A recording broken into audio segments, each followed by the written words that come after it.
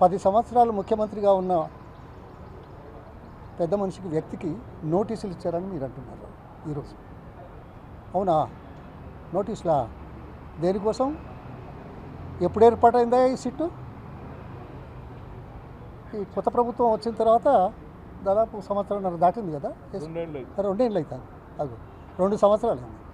ఓహో, 2 సంవత్సరాలలో ఇప్పటికీ ఏమడగాలనేది కూడా ఆలోచించుకునే పరిస్థితులు 2 సంవత్సరాల తీరిక దొరికితే పడితే ఇప్పుడు మున్సిపల్ ఎన్నికల ముందు ఈ 10 రోజుల నుంచి 20వ తేదీ నుంచి కదా మొదలు హరీష్ రావు గారికి, తర్వాత కేటీఆర్ గారికి, తర్వాత సంతోష్ రావు గారికి, ఇవాళ మళ్ళీ మీరు అన్నట్టుగా ఏదో గంట కింద ఏదో ఇచ్చారని విన్నాను. సో అదొక నోటీసు. ఓహో, అవునా? ప్రజలకు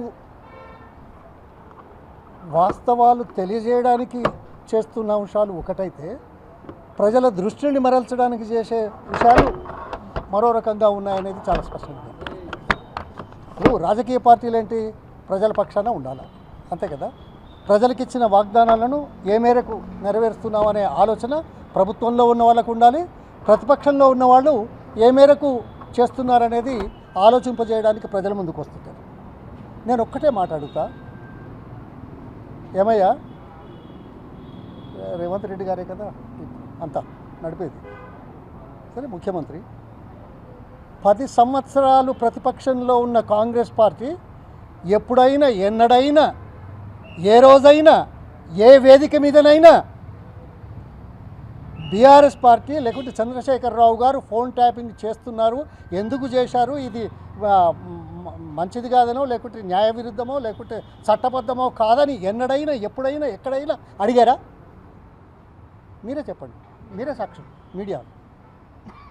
అంటే 10 సంవత్సరాలలో ప్రజల పక్షాన ఒక అంశం గురించి మాట్లాడని వాళ్ళు అధికారం వచ్చిన తర్వాత 2 సంవత్సరాలు కాలయాపన చేస్తూ చివరికి ఎలక్షన్ మూమెంట్లో ప్రజల దృష్టిని మరల్చడానికి ఏదో గొప్ప ఘనకార్యం చేస్తున్నట్టుగా చేసేటువంటి పద్ధతులకు తల వంచుకోవాల్సిన పరిస్థితి ఇది కాంగ్రెస్ పార్టీదే.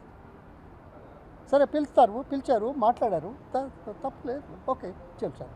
నేను ఒకటే అడుగుతా, ఏమయ్యా, అధికారులు ఎవరో ఏదో చేస్తే తమ బాధ్యతను, చట్టాన్ని దూరంగా ఉంచి చేసేటువంటి పరిస్థితులు వచ్చినాయని నేనైతే అనుకోను.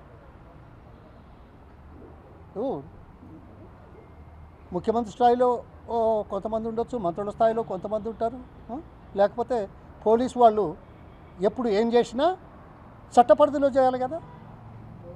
ఎవరో ఏదో చెప్తే చేస్తారా? అవునయ్యా, నా అటువంటి వాడు వేరే అంటాను, వాడిని చంపిరా అంట, నువ్వు చంపొచ్చి ఆయన చెప్పిండని చెప్తే నడుస్తుందా? ఒకవేళ అయితే నేనైతే ఆ మాట ఎప్పుడూ అనను.